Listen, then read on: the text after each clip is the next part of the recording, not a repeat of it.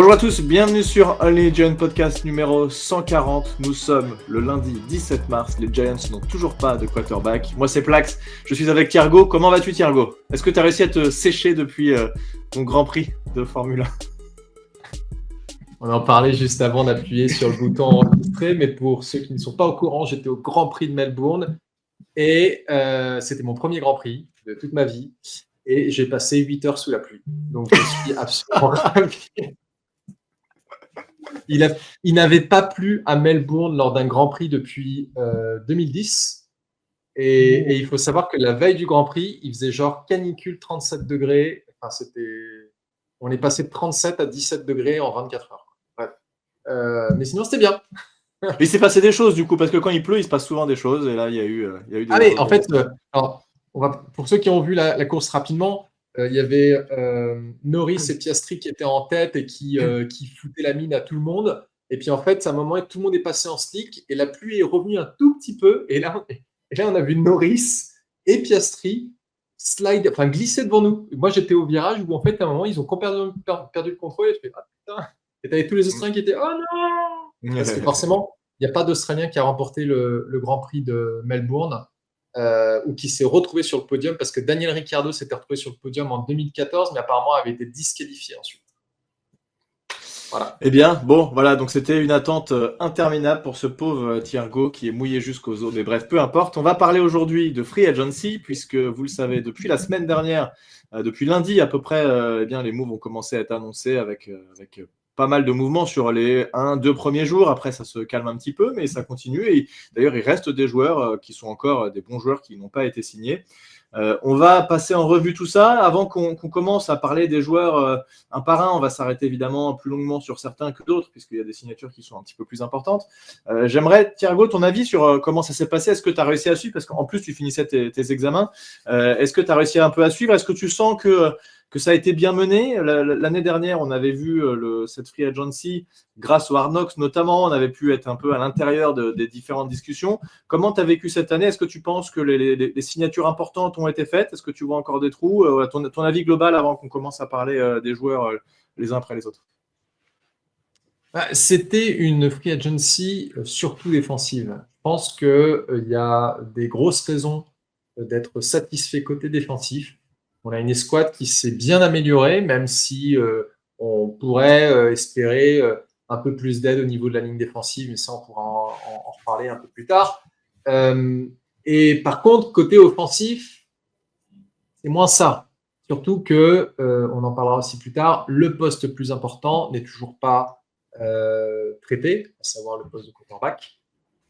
Mais tu vois, si je devais comme ça à chaud donner une note entre A et D, je dirais un B-. C'est quand même. Ok. Il y a des bonnes raisons d'être satisfait. J'aurais plutôt mis un B+, mais ok, on va pas chipoter. Oui, et puis il y a eu des signatures un peu surprises, des choses qu'on n'attendait pas forcément, des postes où on disait peut-être pas tellement besoin de monde, et puis en fait on a laissé partir certains joueurs, on en a signé d'autres qui sont pour le coup une upgrade, je pense, et on va en parler. Alors, rapidement, juste avant que la Free Agency commence, il y avait déjà eu des signatures qui sont des re-signatures en réalité. On l'avait évoqué dans un des podcasts, on disait ce serait bien de signer Casey Crater qui commence à être un peu vieux, mais qui fait le taf, et c'est toujours important d'avoir un long snapper. Il a quel âge, qui fait le taf, donc il a été re-signé. On a re-signé également Thomas. Je sais pas, il doit avoir 34, 35, non? Je sais plus, mais je crois qu'il a passé assez largement les 30 ans. Ok. Bon. Alors attends, tu me fais douter. Casey Crater, quel âge il a? Il est né en 90. Il a 34 ans. À l'heure actuelle, on parle, il a 34 ans. Je le voyais un peu plus jeune que ça. Ouais. On a aussi signé Tommy DeVito, puisque en fait, on avait vraiment zéro quarterback dans le roster. Donc là, bon, on espère qu'il n'aura pas beaucoup à jouer, notre ami Tommy DeVito. Il est gentil, mais on a vu quand même ses limites depuis ces fameuses 3 victoires. Derrière, ça s'est un petit peu calmé. Et on a re-signé Tomon Fox. Alors, Tomon Fox, c'était un mec sympa, mais est-ce que vraiment on a besoin d'un joueur comme ça? Je ne sais pas. Est-ce que c'est pas Tomon Fox qui a fait une pénalité dégueulasse de faux départ contre les Eagles l'année dernière, dans le dernier match? Tu veux dire un offside? Oui, probablement. Enfin, je t'avoue que ça ne m'a pas marqué. Ok, bon, il me semble qu'il y avait ça qui m'avait un peu saoulé. Bon, en tout cas, on l'a re-signé aussi. Et puis, on a signé Jamie Gillan, pareil, punter. On avait aussi dit ensemble la dernière fois. Il s'était amélioré. Et c'est effectivement ce que j'ai pu lire à droite à gauche, où tout le monde est assez satisfait en fait de cette signature. Il signe pas pour rien quand même, notre ami Jamie Gillan, puisqu'il signe 3 ans, 10 millions. Donc, c'est un salaire un peu plus de 3 millions par an. Je crois que c'est pas mal pour un punter, non? J'ai pas en Jusqu'à. tête. C'est Jusqu'à. c'est Ouais. jusqu'à 10 millions. Donc, en fait, on ne sait pas exactement quel est son salaire minimum, mais ça veut dire qu'il y a des primes de résultats et qu'il peut atteindre ces fameux 10 millions parce que je crois que s'il a le maximum de son salaire, ça fait de lui le troisième ou quatrième meilleur punter de la ligue en termes de salaire. D'accord. Donc, C'est quand même assez élevé. à mon avis, il doit quand même, tu vois, ça ne m'étonnerait pas qu'il ait genre 7 à 8 millions et que le reste, ils Ouais. doivent le gagner en prime de résultats. Mais c'est vrai que l'année dernière, il avait été bon. Et puis en plus, vu l'attaque qu'on avait, il avait eu du boulot. Donc il a eu très largement le temps de s'illustrer et de montrer sa valeur. T'as jamais trop envie de ça, hein. Moi, si on n'entendait pas parler de notre punter, ça m'irait très bien. Malheureusement, bon, c'est pas le cas. Ouais. Et on a signé Chris Mannert, donc le tight end, qui avait mis un TD ou deux l'année dernière, je ne sais plus exactement. D'ailleurs, en regardant un petit peu des infos sur lui, j'ai appris qu'il avait quasi pas joué, voire pas du tout, au foot en universitaire. En fait, c'était surtout un joueur de basket et qui a fait une reconversion en foot américain. Donc, bravo à lui. Voilà, ça, c'est un bon tight end de rotation. Il n'y a pas trop de problème. C'est assez Rien de classique, spécial. ça, la conversion de basketteur Ouais. au poste Ouais. de tight end, parce que Ah, mais souvent, je les me mecs dis- jouent les deux. Ils jouent les deux, tu vois. Là, Ouais. lui, il a quasiment jamais joué au foot. Gates, il était basketteur et il paraît que. Enfin, ouais, voilà, tu as raison. Souvent, il joue les jeux deux parce que ce sont des grands gars bien costauds. Ouais, et puis en fait, un sportif de haut niveau, il sait jouer, je vais pas dire il sait jouer à tous les sports, il sait faire tous les sports, mais bon, ils ont quand même des attributs physiques qui fait que dans tous les cas, ils en imposent un peu partout. Et puis oui, les attributs physiques, ça c'est clair, il n'y a pas trop de doute, c'est évidemment important. C'est un peu tendancieux quand tu dis les attributs physiques, quand même. Ou alors c'est moi qui ai l'esprit mal placé. Oui, je pense que tu as l'esprit à me placer. Oh mon Dieu, je vais pas relancer ça parce que je risque de m'enfoncer encore plus et de sortir un truc encore plus limite. Bref, est-ce que sur ces moves et ces signatures, tu as quelque chose à dire? Parce que c'était un peu ça c'était avant lundi, donc des choses un peu classiques qu'on attendait. Rien de bien étonnant, je trouve, de ce côté-là pour l'instant. La seule chose que je dirais, parce qu'en fait, on a eu quelques discussions sur le Discord de Only a Giant Podcast, il y en avait qui trouvaient que c'était pas terrible, alors qu'il y avait d'autres équipes qui faisaient des échanges et tout. Et moi, ce que je disais, c'est oui, c'est pas sexy de re-signer un punter, c'est pas sexy de re-signer un long snapper, mais c'est quand même important. On ne Oui. gagne pas un Super Bowl grâce à un long snapper, mais par contre, on perd des matchs à cause d'un long snapper ou d'un punter. Et le punter, on le sait, hein, Matt Dodge. Moi, j'ai découvert la valeur d'un punter grâce à Matt Dodge. Donc, c'était pas sexy, mais c'était des moves qu'il fallait. Et puis, la partie sexy est arrivée à partir du lundi, justement. Exactement. Et donc, le premier move qui est arrivé lundi, alors bon, je sais pas si c'est du hasard, mais je pense que tu as envie de dépenser et d'aller chercher les joueurs les plus importants forcément au tout début quand ils sont encore disponibles. Et donc le premier move qui a été annoncé, donc on savait qu'on allait avoir besoin d'un cornerback, il y en avait plusieurs qui étaient disponibles. Et celui-là, c'est un move assez intéressant et qui, on l'espère, sera payant.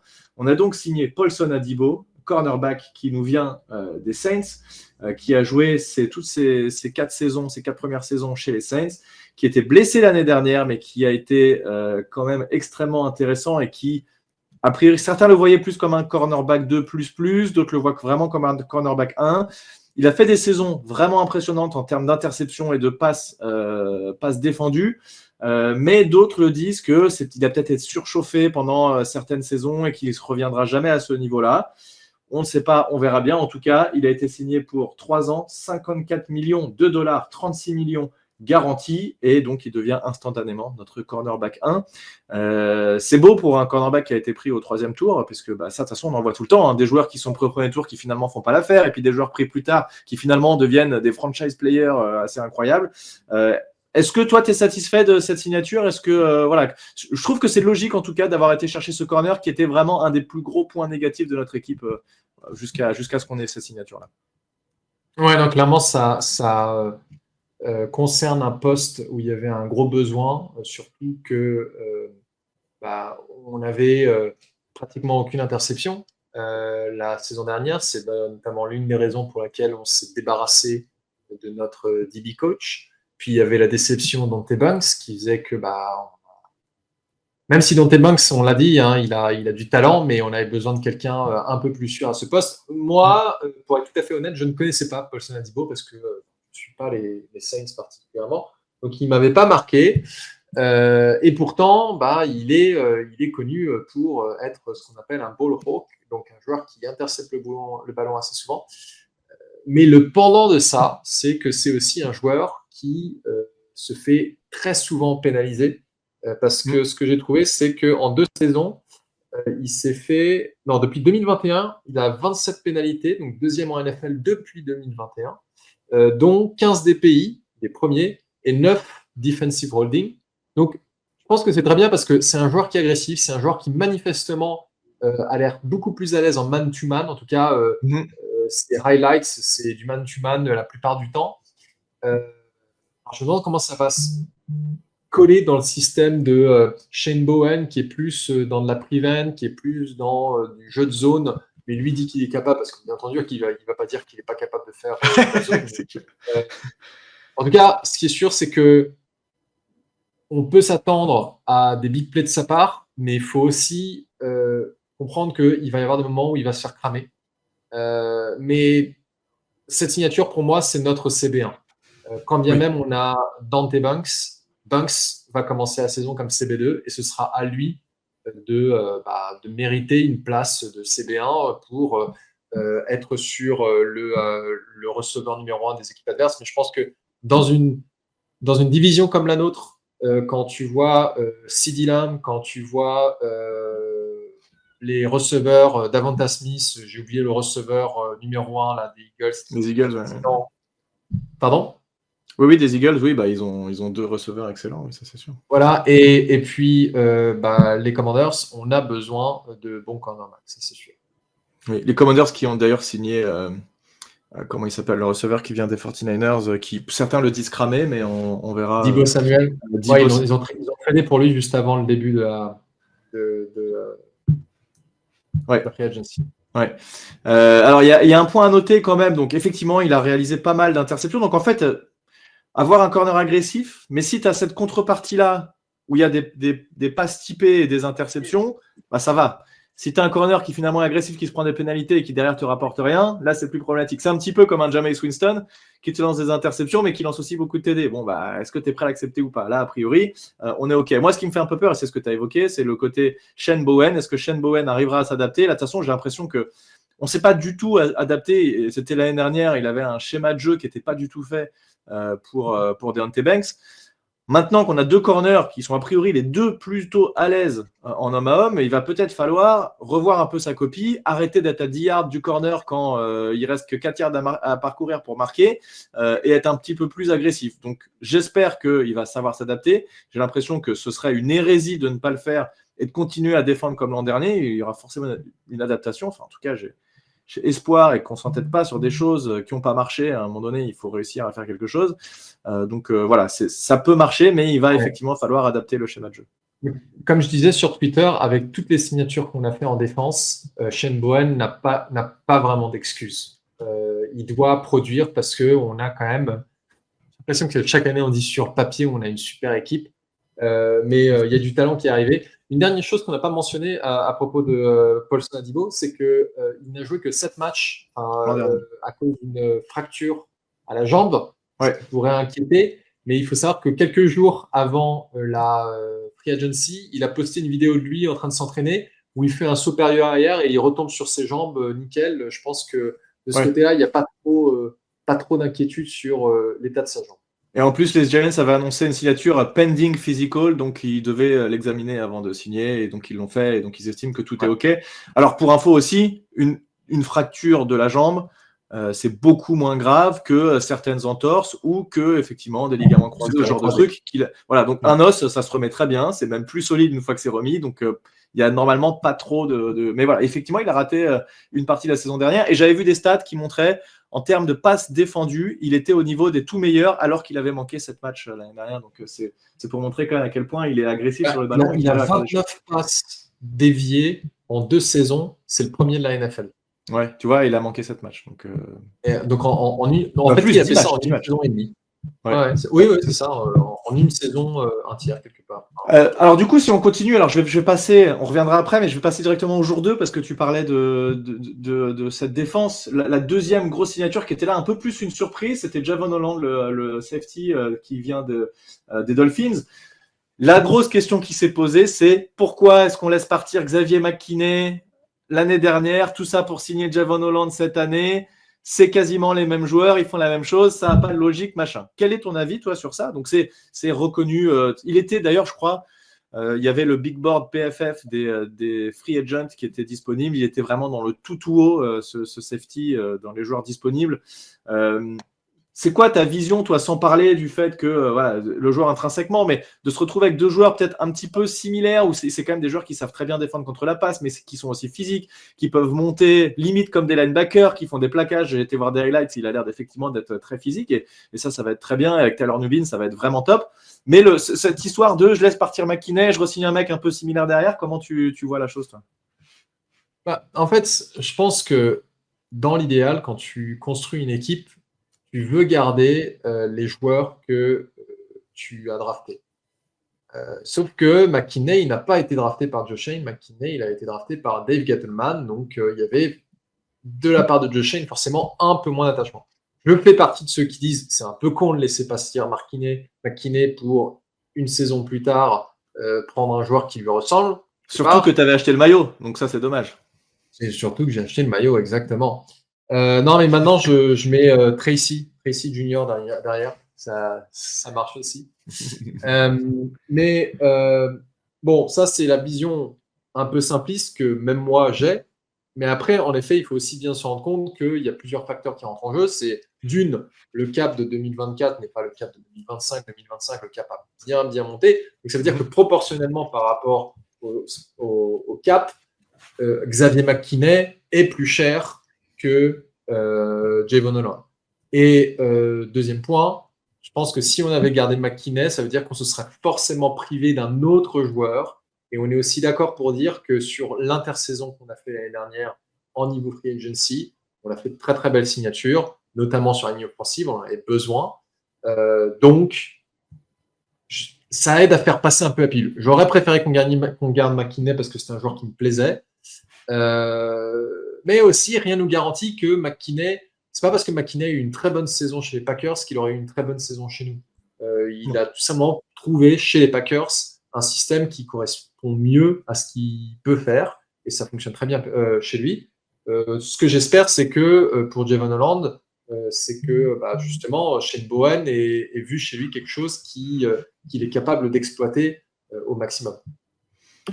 Ouais, tout à fait. Je suis assez d'accord avec toi. J'ai pas grand-chose à rajouter. McKinney est un très bon joueur, Javon Holland est un très bon joueur, donc voilà, globalement c'est kiff-kiff pour la construction d'un roster. Maintenant, si tu avais une préférence, si tu préférais les cheveux mi-blond, mi-noir, et voilà, tu n'auras pas ça avec Javon Holland. Donc malheureusement, ça c'était que chez McKinney, mais pour le reste, a priori, ça a l'air d'être quand même ok. Pressé de voir ce qu'il va donner. Ce qui est intéressant sur ces deux signatures, c'est que les deux joueurs sont très jeunes. Ils ont été signés, et ça, c'est une constante un peu chez Joe Shane, c'est d'avoir un effectif jeune. Et en fait, les joueurs qu'on a signés, c'est pas des joueurs il y a des plus âgés, évidemment, mais les joueurs importants, et les deux qu'on vient de citer, c'est des joueurs qui sortent juste de leur contrat rookie, donc de leurs 4 premières saisons après la draft. Donc voilà, il a que 25 ans, Javon Holland, et ça, c'est quand même intéressant de le mentionner. Ok, on revient un peu en arrière. Je voulais quand même aller sur ça parce que c'est deux joueurs qui sont assez liés et qui font en sorte que l'un et l'autre, le secondary est quand même a priori bien meilleur que l'an dernier. Donc, on a eu du mal contre la passe, on a eu du mal contre la course aussi l'an dernier. Il fallait aussi renforcer la D-line et là, on a eu du mal tout court, même en attaque. Enfin, on a eu du mal. De toute façon, on ne serait pas aussi nul, on n'aurait pas le troisième choix de la draft si on avait été bon. Dans tous les cas, il n'y a pas de surprise. La deuxième signature qu'on a eue, c'est Roy Robertson Harris, donc un defensive tackle, pour un contrat de 9 millions sur 2 ans. C'est un joueur donc, qui nous vient des Seahawks et qui vient là. Alors, c'est pas la giga signature qu'on attendait pour avoir aux côtés de Dexter Lawrence. De toute façon, il n'y a pas eu. Ah si, il y a eu un autre joueur que je vais citer plus loin, qui n'est peut-être pas une giga signature, mais quand même un joueur très très bon. Voilà, c'est une signature qui on en avait besoin et il y en a eu d'autres d'ailleurs, des defensive tackles, on va en parler de certains autres, mais on a vraiment besoin d'avoir du renfort et du monde dans cette D-line pour tourner et que quand tu fais tourner, tu te dises pas j'ai les 2 joueurs titulaires, je les ai fait sortir. Maintenant, je suis obligé de les faire souffler un peu. Ceux qui vont rentrer, ça va être la catastrophe. On va se prendre 20 yards à chaque course. Il faut que tu sois capable de dire, OK, je les fais respirer quelques jeux, je fais rentrer des joueurs et ça tient quand même un petit peu le coup. Donc, c'est quand même un contrat important. 9 millions de dollars, c'est pas rien. Mais c'est pas la grosse resta. Il y avait des grosses restas dans cette free agency. C'est pas ceux qu'on a signés. Ouais, c'est clair. Alors moi, ce qui m'a un peu étonné dans ce move, parce que c'est notre deuxième signature, le premier jour, je dis, en fait, est-ce que c'est vraiment la priorité de mettre un joueur comme ça? Alors après, peut-être que ça a été un contrat très très simple à négocier. Comme tu as dit, 2 ans, 9 millions, on n'est pas en train de casser la baraque. Mais je sais pas. Enfin, c'est un joueur qui a été libéré par les Seahawks une semaine avant la free agency parce qu'ils avaient besoin de faire de la place dans leur cap space, dans leur masse salariale. Personne ne s'est vraiment jeté dessus quand il a été libéré. Ça peut peut-être dire si que les Giants ont eu le temps de réfléchir avant de le signer. Mais pour moi, ça vaut pas un Asian Robinson ou un Leonard Williams qui va vraiment apporter du renfort à Dexter Lawrence. Donc, c'est un defensive tackle un defensive line. Non, c'est ça, il est defensive tackle de 3e rang. Oui, non, mais je suis d'accord. Et c'est pour la rotation. Et le même jour, donc, je vais passer tout de suite à la signature suivante. On signe un autre joueur qui, là, est un peu plus, on va dire, de qualité un peu supérieure quand même. C'est Chauncey Golston qui vient des Cowboys et qui, lui, a la versatilité. Putain, je sais, à chaque fois, je me fais avoir par polyvalence. La polyvalence de jouer à la fois à l'intérieur de la D-line en fonction de la situation et à l'extérieur. Plutôt en outside linebacker ou plutôt pour aller saquer le QB. Là, pour le coup, c'est un joueur que je trouve vraiment très intéressant. Il signe pour 3 ans, quasiment 20 millions de dollars. Ça veut potentiellement dire une chose pour moi, c'est qu'on ne va pas se précipiter pour signer Ojulari et qu'on le re-signerait seulement si les conditions nous satisfont. D'ailleurs, à l'heure où on parle, Ojulari a été signé par personne. Donc ça, c'est vraiment un move que je trouve intéressant et c'était une grosse satisfaction en lisant un peu ce qu'il disait sur la toile. Il y a beaucoup de monde qui était très satisfait et beaucoup de monde d'ailleurs qui pensait que les Cowboys ne le laisseraient pas partir et le re-signeraient assez rapidement. Ça n'a pas été le cas. C'est un joueur que j'aime bien et là pour le coup, ça vient vraiment renforcer cette D-line et je trouve ça une très bonne signature. Ouais, et d'ailleurs, petite parenthèse sur les Cowboys, tu as vu que comment il s'appelle? C'est pas Demarcus Lawrence, c'est qui sont engueulés avec. Le gars qui s'appelle Lawrence aussi, qui en interview a dit moi je suis parti des Cowboys parce que c'est pas là-bas que je vais gagner un Super Bowl et il s'engueule avec Micah Parsons. Moi, j'ai vu ça. Ça m'a bien fait rire. Tout ça pour dire que Golston, moi, je t'avoue qu'en fait c'était pas un joueur que j'avais remarqué chez les Cowboys avant. Donc je suis allé voir un peu ce qu'il était capable de faire. Je suis allé regarder ses stats.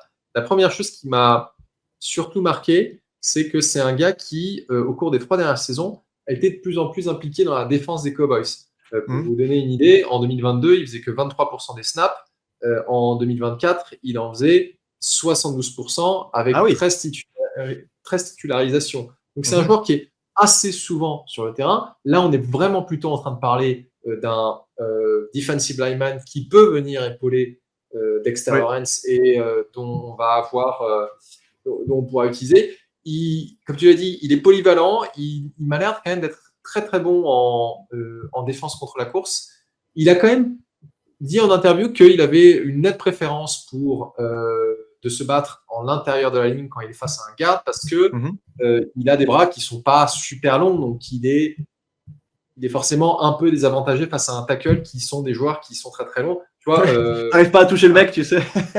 Ouais, non mais tu vois par exemple des gars comme Brian Burns et Kayvon Thibodeau sont des gars très élancés, très longs qui eux peuvent en effet se battre contre des tackles. Ça ne veut pas dire que Golston n'y arrivera pas, mais il n'y arrivera pas à tous les coups de manière régulière. Et donc c'est ça ce qui est bien, c'est qu'on va pouvoir le placer à différents endroits de la ligne selon la ligne offensive qu'on aura en face de nous. Donc ça c'est une très bonne signature. Et puis pour un prix qui est tout à fait raisonnable. Ouais, ouais, ouais, je suis d'accord. L'an dernier, il fait quand même 5 sacs et demi. Alors, les sacs peuvent venir aussi de l'intérieur de la ligne, hein. C'est pas parce que, on l'a vu avec Dexter Lawrence, t'es pas obligé d'être à l'extérieur pour saquer. 37 prix, donc c'est quand même intéressant. Et là, pour le coup, je pense on tient vraiment un joueur qui peut venir jouer typiquement 75% des snaps, comme tu évoquais. Ça me paraît pas déconnant dans notre défense, surtout vu après derrière ce qu'il y a en termes de D-line. Bon, il y a encore eu d'autres signatures après de D-line un peu plus faibles et plus pour de la rotation, mais il y en a eu d'autres pendant la free agency. L'autre grosse signature, et ça c'était une vraie surprise, et moi je trouve bonne surprise, et tu vas me dire ce que tu en penses. Là on va passer plutôt côté attaque, c'est la re-signature de Darius Slayton. On se disait, ok, Darius Slayton, a priori il n'a plus trop envie d'être là, comment on va faire, qui on va aller chercher, qui on va aller signer pour jouer wide receiver 2. Là clairement il signe un contrat de wide receiver 2 pour il signe pour 3 ans 36 millions, donc ça lui fait 12 millions par an de moyenne. Moi, je suis content de le voir rester. C'est un bon joueur de vestiaire. C'est un mec qui est un cadre, qui sait où il est, où il va et qui a eu des périodes difficiles, mais qui a toujours su être pas invisible, mais pas faire chier tout le monde à faire des déclarations dans la presse que tu n'as pas envie de voir. Donc, il a su s'imposer et je suis très heureux de le voir rester chez nous. Ouais, non, je suis tout à fait d'accord avec toi. Donc, il a doublé son salaire là, puisqu'il était à 6 millions par an. Maintenant, il passe à 12 millions par an. Alors, on a vu sur Twitter beaucoup de gens qui disent signer Saquon Barkley 12 millions. Non, signer Darius Slayton 12 millions. Oui, tu vas dire, mais en fait, encore une fois, ça n'a rien à voir. Surtout que, comme j'ai dit tout à l'heure, par rapport à Maxime McKinney Hollande, proportionnellement, le contrat de Darius Slayton reste quand même un peu inférieur. Mais pour revenir sur Darius Slayton, ce que je note surtout, c'est que, en effet, c'est un véritable leader, c'est un gars qui a de l'expérience dans cette équipe. Avec Dexter Lawrence, je crois avec Dexter Lawrence et Casey Crater, ce sont les 3 joueurs qui sont dans l'équipe depuis plus longtemps. Et puis en fait, aux côtés de Malik Nabers, il apporte une véritable régularité. Il connaît le schéma offensif de Daboll. Et ce qui me rassure aussi un peu, c'est qu'on a entendu beaucoup de choses négatives sur Joe Schoen, sur comment il traite les joueurs, etc. Je pense que si Slayton n'avait pas envie de travailler pour Joe Schoen, il serait allé ailleurs et il aurait pu trouver un contrat équivalent ailleurs. Là, Ouais, 100%. Il avait de l'opportunité de rester à New York, il a voulu rester et puis en fait, je pense qu'il y a aussi un autre truc, hein, parce que on lui a posé des questions sur les QB qui vont potentiellement être signés ou draftés, et il doit se dire, en fait, cette saison à New York, il y a moyen que je fasse quelque chose d'intéressant, que je puisse m'amuser un peu, parce qu'il devrait y avoir a priori un meilleur QB. Ouais, complètement. Mais ce truc de les joueurs veulent pas jouer pour lui, veulent pas signer pour lui, machin, à chaque intersaison, on le voit tout le temps, tous les ans, on le voit. Et on voit que tous les ans, non, ça change rien. Et d'ailleurs, on n'en a pas parlé, mais Javon Holland, quand il a signé, il a dit en interview qu'il avait appelé McKinney, et McKinney lui avait dit, ouais, c'est une super organisation, machin. Donc tu vois, comme quoi, c'est vraiment pas un facteur, et c'est un petit peu du bidon qu'on voit. Alors j'ai juste été, parce que tu parlais de Saquon Barkley en contrat par rapport à Slayton. Bon là, il est payé plus que Slayton. Les Eagles ont re-signé jusqu'à 2028 ou 2028. Il est le running back le mieux payé de la ligue. Et il a des void years jusqu'à 2032. Bon, ça c'est la spéciale Eagles. Il a fait une blague justement en disant qu'il a des void years jusqu'à 3555. Ouais, il a jusqu'à 2072. Non, là, 2032, et voilà, les Eagles vont continuer d'avoir de l'argent sur son dos. Alors, tu vois, encore 3 millions de dollars, ça leur coûtera en 2032. Bon, je doute qu'il joue jusque 2032, ou peut-être, mais il sera peut-être plus chez eux parce qu'il sera sûrement plus haut niveau, mais bon, bref, ça ne nous regarde pas. Il y a eu 2 autres signatures sur ce premier jour. Il y a vraiment eu quand même pas mal de signatures. Alors là, c'est un peu plus anecdotique. Chris Board, donc, qui est un linebacker qui nous vient des Ravens, qui est spécialement un joueur, enfin, qui est plutôt un joueur special teams, mais qui sait jouer aussi au poste de linebacker. Il y a eu un autre joueur signé un peu plus tard des 49ers qui a un profil très très similaire. Donc là, tu vois, c'est un contrat 3 millions de dollars. Il signe pour combien de temps je ne sais pas combien de temps. 2 ans. 2 ans, 3 millions. Jusqu'à 6 millions de dollars. Et petit trivia pour Chris Board. Tu sais contre qui il a eu ses 2 premiers sacs? Les Giants. Ouais, Daniel Jones. Ah bah voilà, j'ai dit au hasard, mais tu m'aurais pas posé la question si c'était les Colts, je pense. Non, tu m'aurais pas, bien entendu. Et en effet, comme tu dis, il est principalement joueur de special teams, puisqu'en cette saison, il a fait 2500 snaps en special teams, mais il a quand même fait plus de 1000 snaps en défense. Donc, Ouais. ça veut dire que c'est pas rien. Alors, je ne sais pas vous dire combien de snaps ça fait par match, par saison, mais quelques-uns. Un joueur, ça fait quoi, 50 à 60 snaps par match, peut-être? Ouais, je pense. Mais te lance pas dans un calcul. C'est un joueur de banc qui va rentrer quand il y aura besoin de rentrer ou dans des formations un peu spécifiques. Donc, c'est très bien. La deuxième signature, un petit peu anecdotique, mais là, non, qui est pas anecdotique parce que le salaire, il est élevé par rapport aux joueurs et je suis assez inquiet sur cette signature pour le coup. C'est James Hudson de Third, donc un offensive tackle qui nous vient des Browns. Là, pour le coup, de ce que j'ai pu lire, parce que je ne connais pas ce joueur personnellement, évidemment, beaucoup disent que c'est pas du tout un upgrade par rapport à ce qu'on avait avant, qu'ils sont assez inquiets des vidéos qu'ils ont pu regarder. Je pense notamment à nos amis de comment ils s'appellent, Talking Giants, qui sont spécialisés sur la O-line. Et là, pour le coup, ils sont inquiets sur sa signature, surtout qu'ils signent pour 6 millions par an pour 2 ans. Donc, c'est quand même beaucoup d'argent pour un joueur l'avantage qu'il a par rapport à ce qu'on a pu voir cette année, c'est que lui, c'est un vrai tackle. Donc ça veut dire que quand tu as besoin de faire un changement, tu tombes un vrai tackle. Jusque maintenant, cette année, on avait des mecs qu'on essayait de faire jouer tackle, mais qui n'étaient pas vraiment des tackles. Donc c'était très compliqué. Donc il a cet avantage-là. Mais quand même, de ce qu'on voit, c'est quand même que moi, j'ai l'impression que c'est beaucoup d'argent pour un joueur qui, je l'espère, ne jouera pas beaucoup. Maintenant, vu les blessures qu'on a sur notre line depuis 10 ans, il va sûrement jouer, mais voilà, je ne sais pas ce que tu en penses, sa signature, mais il y a quelque chose d'un peu bizarre. C'est pas aligné entre la qualité du joueur et l'argent qu'on le paye. Je ne sais pas trop comment analyser ça, en fait. Ouais, et c'est pas que 12 millions sur 2 ans, il a aussi 4 millions de primes. Donc ça peut coûter encore bien plus cher que ça. En effet, moi, ce que j'avais noté, c'est que c'est cher pour un swing tackle. On avait des besoins sur la ligne qui étaient plus importants que tackle. On avait besoin de renforcer le poste de garde principalement. Ouais. Pareil que les Giants étaient d'ailleurs, ont tenté de signer le garde Will Fries des Colts qui lui a signé pour 5 ans 88 millions chez les Vikings. Ouais, ça coûte une fortune les gardes maintenant, c'est incroyable ça. Donc est-ce que ça veut dire, est-ce que le fait que parce que c'est pas le seul tackle, j'allais en parler après. Il y a Stone Forsythe des Seahawks, pareil, qui a été signé. Et lui, c'est pareil. Lui, c'est un contrat beaucoup plus faible, hein. Mais c'est un peu le même genre. C'est un tackle qui est pas titulaire, quoi. C'est un mec pour la rotation. Ouais. Mais du coup, est-ce que ça veut dire que l'équipe a décidé peut-être de faire passer Evan Neal comme garde? C'est ce que beaucoup disent. Ouais. Ça pose beaucoup de questions parce que on a quand même un trou béant dans la ligne. Alors, on a quand même re-signé Aaron Stinney et Greg Van Roten. Greg Van Roten, c'est une bonne nouvelle parce que il nous a fait tous les snaps la saison dernière, mais c'est un joueur de 35 ans. Voilà, c'est pas un joueur de première jeunesse. Ouais, ça par contre, c'est une signature qui est plus mal notée. Bon, il a concédé 9 sacs et 80 pressions en 4 saisons. Mais combien de fois il a joué aussi?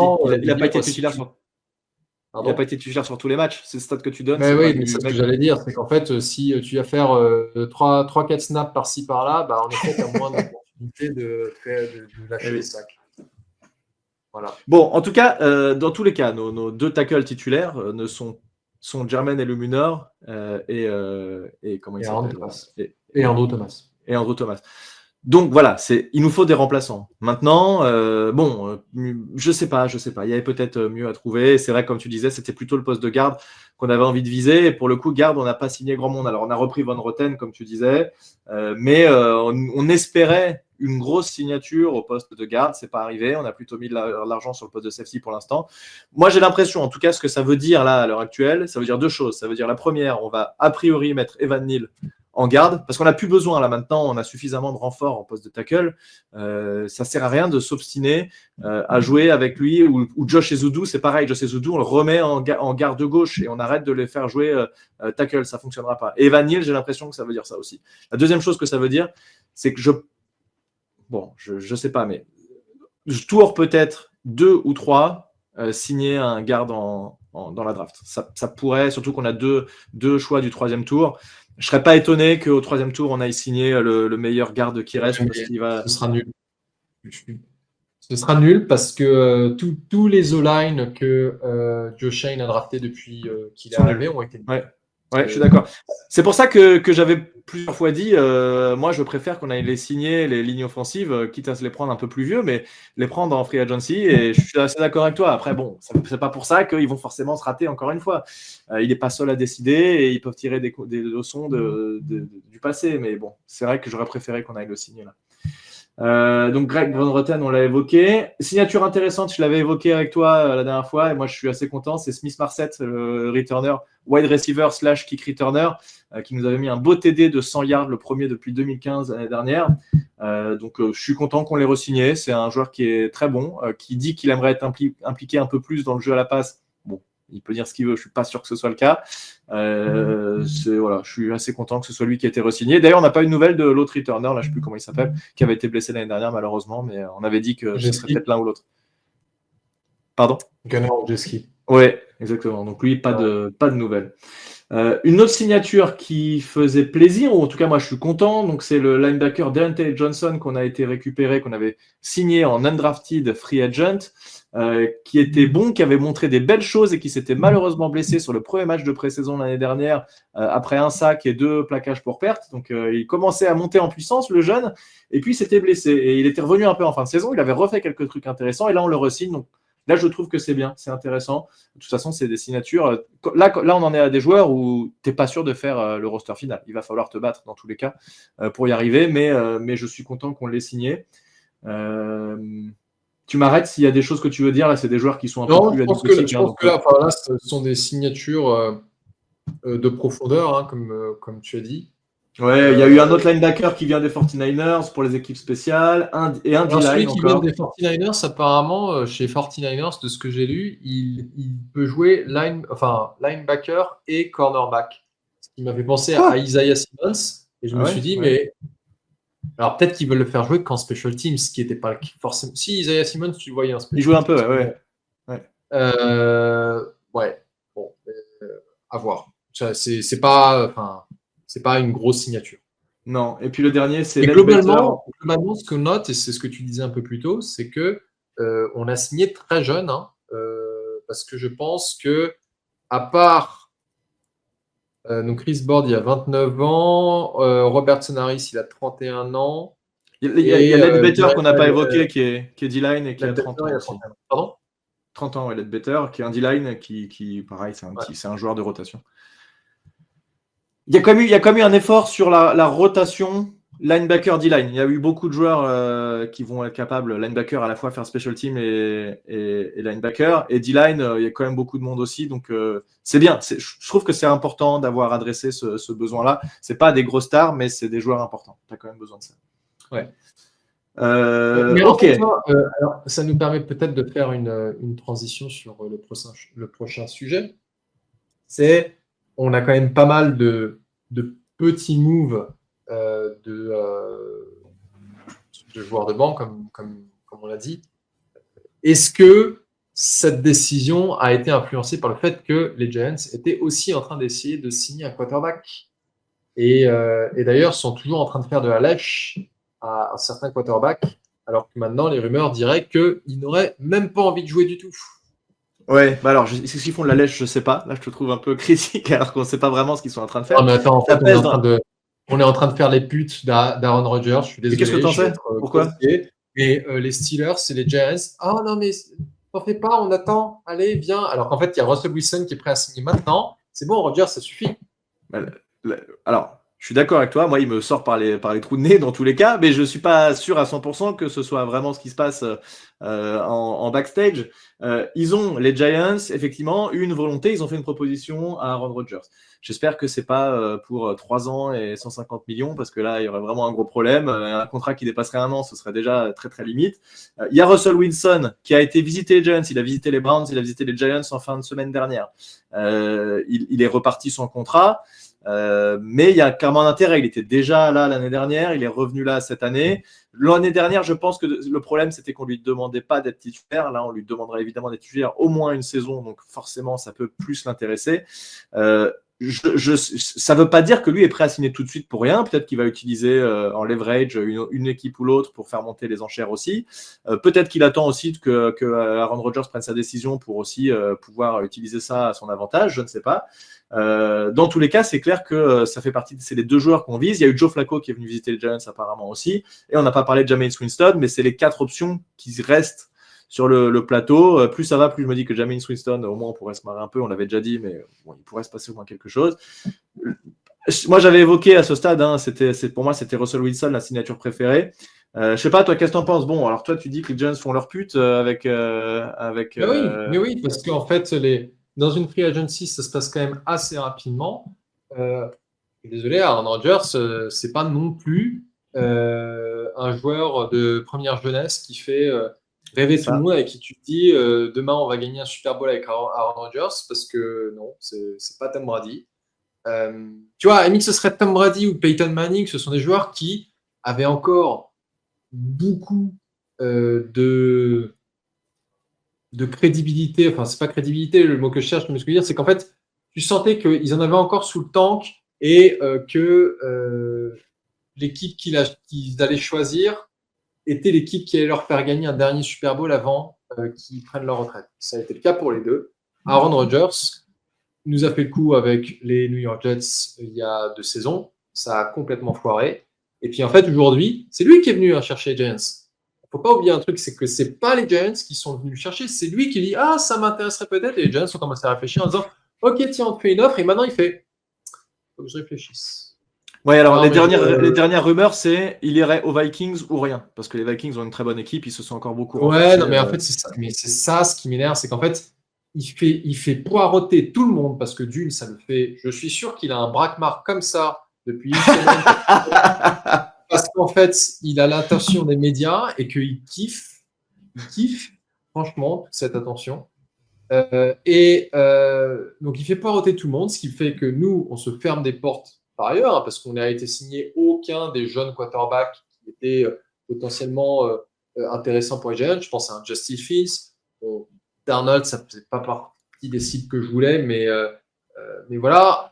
Et on a Russell Wilson qui est certes pas forcément au même niveau de talent que Rodgers, mais m'a l'air clairement moins toxique et a l'air d'être partant. Donc, au bout d'un moment, et apparemment, il y a des rumeurs qui diraient qu'il y a des équipes qui, alors est-ce que c'est les Giants, est-ce que c'est les Steelers, qui commencent à en avoir un peu marre que Rodgers les fasse pas arrêter et commencent à se dire, bon, en fait, le gars, il fait sa diva, ça va être pas possible. En fait, moi, ce qui me ferait peur, c'est que les Steelers signent Wilson et que quelque part, on se sente obligé de devoir signer Rodgers. Non, mais comme je t'ai dit, je doute. Il avait quand même envie. Et est-ce que c'est de son âge, tu as envie d'aller dans une équipe pas terrible et tout? Non, mais en fait, pas sûr. Comme pas sûr. Mais c'est quand même hallucinant, quoi. Le gars est arrivé pour remplacer Brett Favre. Brett Favre part aux Jets, puis Brett Favre part aux Vikings, et puis Brett Favre montre son kiki à une journaliste. Donc c'est la prochaine étape pour Rodgers après avoir signé chez les Vikings. Ça me fait penser, pour les plus anciens d'entre vous, à Patrice Loco, qui avait fait cette magnifique highlight, a priori. J'étais gamin, je me souviens plus trop, mais il y avait une histoire comme ça, un joueur du PSG qui avait fait ça. Bref, peu importe. Oui, en tout cas, tu as raison. Moi, je pense, mon avis là, et on va voir, ça devrait se décanter dans les... Bon, on espérait que c'était déjà l'année dernière, mais à mon avis, cette semaine, on saura quand même. Rodgers, clairement, fait poireauter tout le monde, tu l'as dit. Il adore ça, il adore être le centre de l'attention et il passe son temps à aller dans les podcasts à droite à gauche pour parler, faire son malin et tout. Moi, vraiment, ça me ferait chier qu'on le signe parce que ça lui sera beaucoup trop d'argent, etc. Et à mon avis, si je me mets à sa place, le seul intérêt qu'il peut avoir, quel intérêt il aurait d'aller finir dans une équipe nulle et finir sa saison en autre boudin comme ça, sa carrière en autre boudin? Je pense que c'est pas du tout son intérêt. Donc, va aux Vikings, fais les playoffs, tu te feras éliminer au bout d'un ou 2 matchs, voilà. Si tu peux faire mieux, tant mieux, c'est très bien. Mais franchement, nous, on n'a rien à y gagner, à payer trop cher un joueur comme ça. t'as raison, sa toxicité, je veux dire, elle ressort encore, tu vois, c'est un red flag direct, tu vois que ça va mal se passer. Si ça commence comme ça peut pas bien se passer derrière. Donc, bon, je sais pas, mais clairement, je préfère. Moi, les deux options que j'ai, c'est Russell Wilson et Jameis Winston, c'est les deux que je vois là à l'heure actuelle. De toute façon, ça commence à s'amenuiser en termes de possibilités. Il n'y a plus grand monde, hein, clairement. Joe Flacco, il a fait des bonnes choses avec les Browns il y a 2 ans, je crois. Donc, pourquoi pas, j'en sais rien, c'est possible. Ouais, franchement, Joe Flacco, je trouve que c'est une option qui pourrait être intéressante.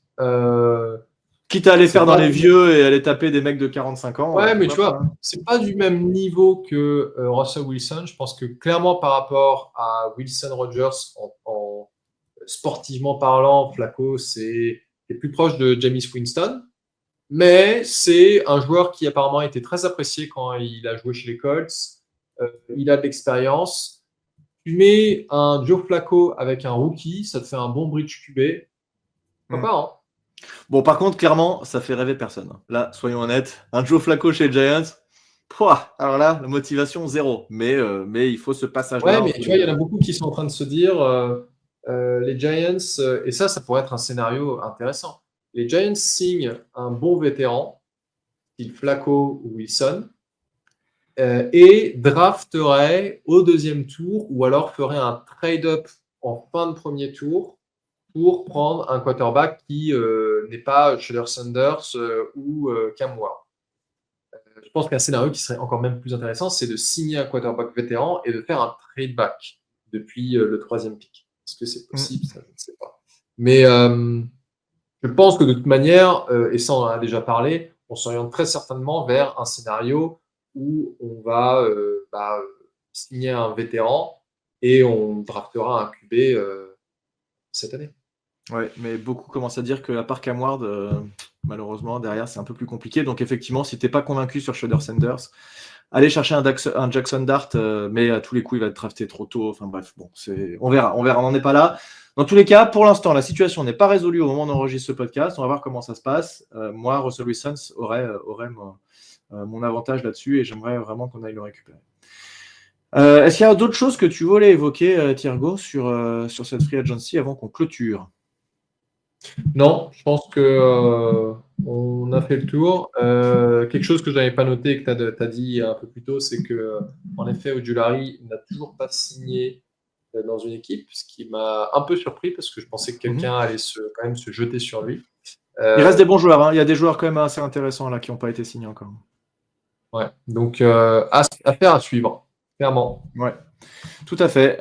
On refera le point bien quand tout sera décidé. Et puis s'il y a un quarterback, peut-être on en reparlera. On fera peut-être un Emergency podcast pour parler de ce QB. On verra comment ça va se décanter. Merci à tous de nous avoir suivis. On vous rappelle que si vous voulez nous soutenir, vous pouvez aller sur le Patreon, patreon.com/onlyagentpodcast. On en reparlera un peu plus longuement. Ça fait longtemps qu'on n'en a pas parlé. Et puis dans l'intersaison, c'est pas vraiment là-dessus qu'on insiste. Donc c'est normal. Merci de nous suivre. Et puis à très bientôt pour plus d'infos sur Giants. À plus tout le monde. Ciao. Salut.